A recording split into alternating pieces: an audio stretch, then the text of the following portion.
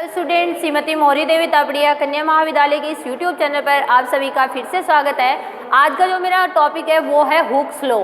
आज जो है वो अपन हुक्स लॉ के बारे में डिस्कस करेंगे। हुक नियम क्या होता है, हुक का जो नियम होता है वो इलास्टिसिटी के लिए गिवन है कि कोई भी प्रत्यास्थ डोरी होती है, जैसे कोई स्प्रिंग कह दो, ठीक है, उसके लिए अपन जो डिस्कस करेंगे कि उनमें जो मूवमेंट्स होती है, जो सिंपल हार्मोनिक मोशन होती है, उनके क्वेश्चंस को अपन किस तरह से यहाँ पर इजीली सॉल्व कर सकते हैं। तो हुक का नियम क्या कहता है, सबसे पहले इसके स्टेटमेंट को देखते हैं। तो हुक के नियम के अकॉर्डिंग सिंपल सा ध्यान रखना होता है, जो अपना टेंशन होता है, इसके अंदर तनाव होता है, उसको अपन रिप्रेजेंट करते हैं लैम्डा L बाई ए, ठीक है। अब यहाँ पर जो है या x बाई कई जगह x बाई L भी लिखा हुआ होता है, ठीक है, ये चीज़ हो सकती है। अलग अलग बुक्स में अलग अलग रिप्रेजेंटेशन दे रखा है, तो कंफ्यूज नहीं होना है। यहाँ पर L जो होता है, L होती है इसकी वास्तविक लंबाई, यानी जो रियल उसकी लेंथ होती है, वास्तविक लंबाई उसको बोलते हैं। और ये जो x है, x उसमें या तो उसको कम किया गया है, या तो अपन उसको खींच रहे हैं, या फिर उसको क्या कर रहे हैं, सिकुड़ा रहे हैं। तो इन दोनों में से जो कंडीशन होगा, उन दोनों में ही x अपन जो उसमें चेंजेस करते हैं, उसकी स्थिति में जो परिवर्तन आता है, उसको अपन किससे डिनोट करते हैं, x से डिनोट करते हैं, स्थिति में परिवर्तन। तो ये जो टेंशन होता है, तनाव जो होता है, वो क्या करते हैं, स्थिति में जो परिवर्तन करते हैं उसके डायरेक्टली क्या होता है, ये प्रोपोर्शनल होता है, यानी समानुपाती होता है। और जब समानुपाती का साइन हटाते हैं तो यहाँ लैम्डा आता है, और इस लैम्डा को अपन बोलते हैं यहाँ पे इलास्टिसिटी कांस्टेंट, ठीक है, इलास्टिसिटी कांस्टेंट यानी प्रत्यास्थता गुणांक, प्रत्यास्थता गुणांक। क्लियर है मेरी बात, ठीक है। तो ये जो है वो अपने हुक्स लॉ के बारे में जनरल इंट्रोडक्शन था। अब इसके क्वेश्चंस को देखेंगे अपन कि किस तरह से अपन इसके क्वेश्चन को सॉल्व करते हैं। तो एग्जाम्पल नंबर फर्स्ट से अपन स्टार्ट करते हैं। एग्जाम्पल नंबर फर्स्ट के अंदर अपन देखेंगे कि किस तरह से अपने को क्या क्या चीज़ें गिवन है और क्या अपने से पूछा गया है। देखो, सिंपल हार्मोनिक मोशन है, तो सिंपल हार्मोनिक मोशन के लिए अपन ने जो चीज़ें हैं वो पहले भी पढ़ रखी है, लेकिन पहले जो पढ़ी है वो अपन ने इलास्टिसिटी के साथ नहीं पढ़ी थी। पहले जो भी अपन डोरी ले रहे थे उनमें इलास्टिसिटी प्रेजेंट नहीं थी, प्रत्यास्थता प्रेजेंट नहीं थी। अब जो अपन डिस्कस कर रहे हैं, जो भी डोरी लेते हैं या आप कुछ भी जो भी आप यहाँ पर थिंग्स लेते हो, उनके अंदर क्या होगी, इलास्टिसिटी प्रेजेंट होगी, प्रत्यास्थता प्रेजेंट होगी। तो ये देखिए, पहला आपका क्वेश्चन है कि m द्रव्यमान का एक आपका कण है जो बिंदु A और B के इर्द गिर्द क्या कर रहा है, गति कर रहा है। आवर्ती गति इसके अंदर हो रही है, जैसे मैंने आपको बताया था सिंपल हार्मोनिक मोशन की यहाँ पर अपन बात करते हैं। तो A और B को मिलाने वाली जो रेखा होगी उस पर ये क्या कर रहा है, मूवमेंट कर रहा है, A और B, ठीक है। इधर मैं ड्रॉ कर लेती हूँ, एक तरफ B होगा, एक तरफ A होगा, ठीक है। ये अपना O होगा, स्थिति जो अपना स्थिर बिंदु जैसे अपन लेते हैं, ये अपना स्थिर बिंदु है। यहाँ पर इसकी यहाँ से ये अगर टोटल डिस्टेंस देखना चाहें तो ये है A प्लस L, और अगर इधर से इसकी डिस्टेंस देखना चाहें तो है ये A dash plus L dash, क्योंकि इसने कहा हुआ है कि इसके अंदर जो इसकी वास्तविक लंबाई है, जो डोरी की वास्तविक लंबाई है वो A और A डैश दे रखी है। एक तरफ A दे रखी है, एक तरफ A डैश दे रखी है, और L डैश और L डैश जो है वो इसकी चेंजेज है। अब अपन जो मूवमेंट करते हैं, ये यहाँ पे A तक जा रहा है, ये किसी पर्टिकुलर पॉइंट P तक ले लिया, और ये P तक कितनी टाइम में जा रहा है, किसी x दूरी पर स्थित कोई बिंदु अपन ने क्या ले लिया, यहाँ पर P ले लिया। क्लियर है मेरी बात यहाँ तक।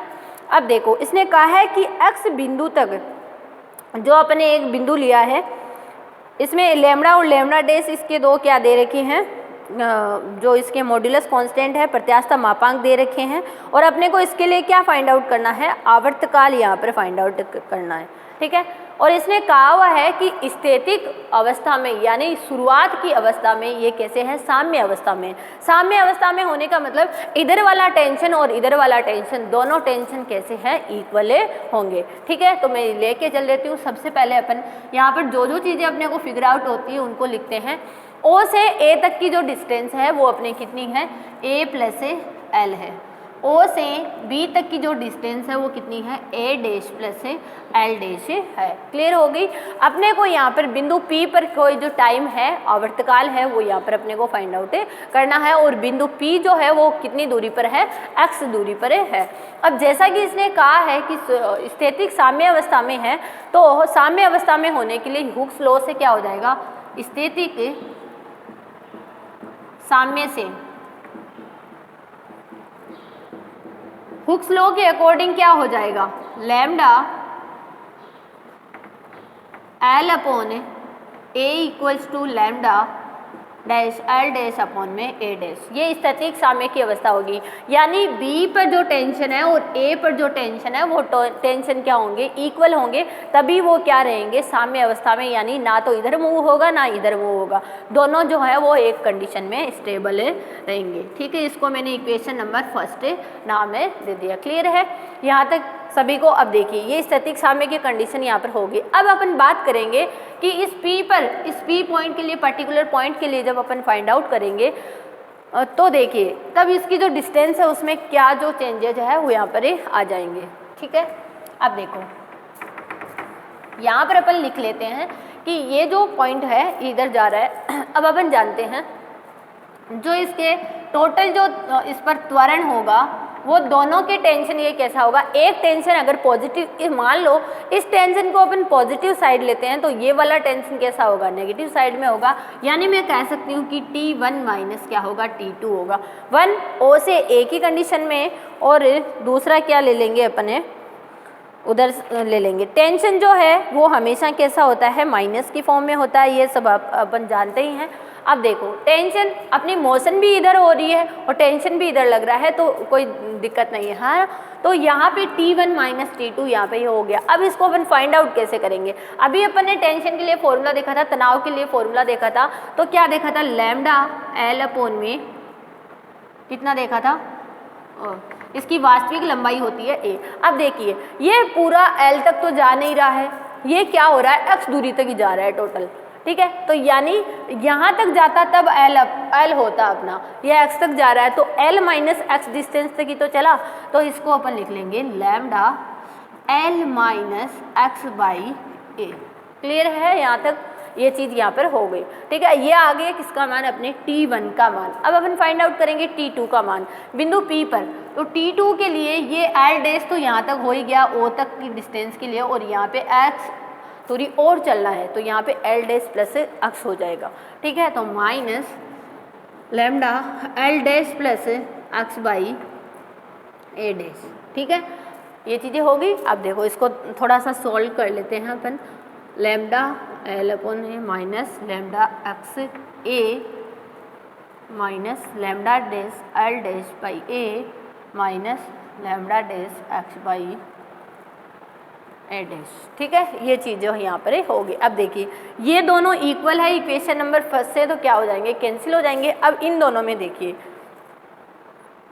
ये दोनों, इसमें दोनों में x कॉमन है तो मैं x को कॉमन ले लेती हूँ और माइनस को भी साथ में कॉमन ले लिया, तो अपने पास अंदर बच गया lambda by A plus lambda dash by A dash. ये वैल्यू यहाँ पर अपने पास में बच गई। अब देखिए अपने को फाइंड आउट क्या करना है, फाइंड आउट इसमें करना है अपने को आवर्तकाल। अब आवर्तकाल के लिए अपन एक चीज़ जानते हैं कि यहाँ पे अपना फोर्स चल रहा था। ठीक है, तो ये इसके नीचे क्या आ जाएगा, जब हटाएंगे अपन ओनली त्वरण के लिए बात करेंगे तो यहाँ पे कितना आ जाएगा, ma आ जाएगा। ठीक है, यहाँ तक ये क्लियर हो गया। अब देखिए जब अपन टेंशन की बात करते हैं, त्वरण की बात करते हैं, तो अपन सिंपल हार्मोनिक मोशन में क्या देखते हैं, सिंपल हार्मोनिक मोशन में अपन देखते हैं जो अपनी इक्वेशन होती है वो d2x by dt square minus mu x होता है। ठीक है, यही होता है सिंपल हार्मोनिक मोशन में।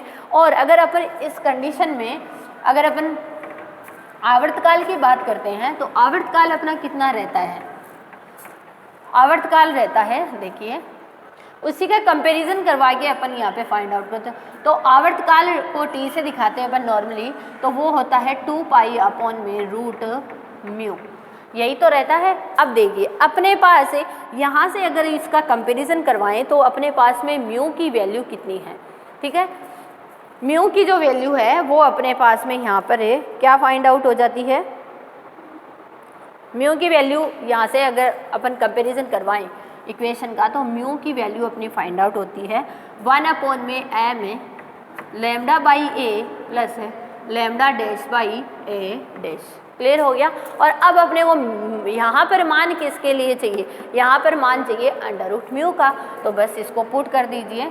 t बराबर हो जाएगा 2 पाई अपॉन में ये जो वैल्यू है 1 में M lambda by A plus lambda dash by A dash, और इस पर क्या आ जाएगा, रूट ए आ जाएगा। ठीक है, और इसको थोड़ा सा सरल कर लेते हैं अपने, तो अपने पास जो पूरी वैल्यू है वो यहाँ पर बन जाएगी। और देखिए क्या बनेगी, वैल्यू जो है वो इस तरह से बन जाएगी। इसको मैं हटा देती हूँ। यहाँ पर 2 पाई इसके मल्टीपल में है, m जो है वो उसका ऊपर चला जाएगा, और ये जो बाकी की जो वैल्यू होगी उस पर क्या लगा देंगे अपने, इन्वर्स से लगा देंगे। ठीक है, तो ये क्या आ जाएगा, इनका आवर्तकाल आ जाएगा, और यही हमें यहाँ पर प्रूफ करना था। ठीक है, तो हुक्स लॉ के अंदर सबसे पहले तो अपने को यहाँ पे 2 चीज़ें पता होनी चाहिए कि अपनी वास्तविक लंबाई कितनी है, और अपन इसको कितना यहाँ पे जो इसकी लंबाई में चेंजेस जो है वो किस तरह से कर रहे हैं। टेंशन जो होता है वो हमेशा नेगेटिव डायरेक्शन में लगता है, और ये चीज़ आप ध्यान रखिएगा। क्लियर है मेरी बात। तो ये था अपना आज का वीडियो हुक्स लॉ के बारे में। आई होप आपको समझ आया होगा। आप इस वीडियो को ध्यान से देखिएगा, और कुछ भी नहीं समझ में आता तो शेयर कीजिएगा। Thank you so much.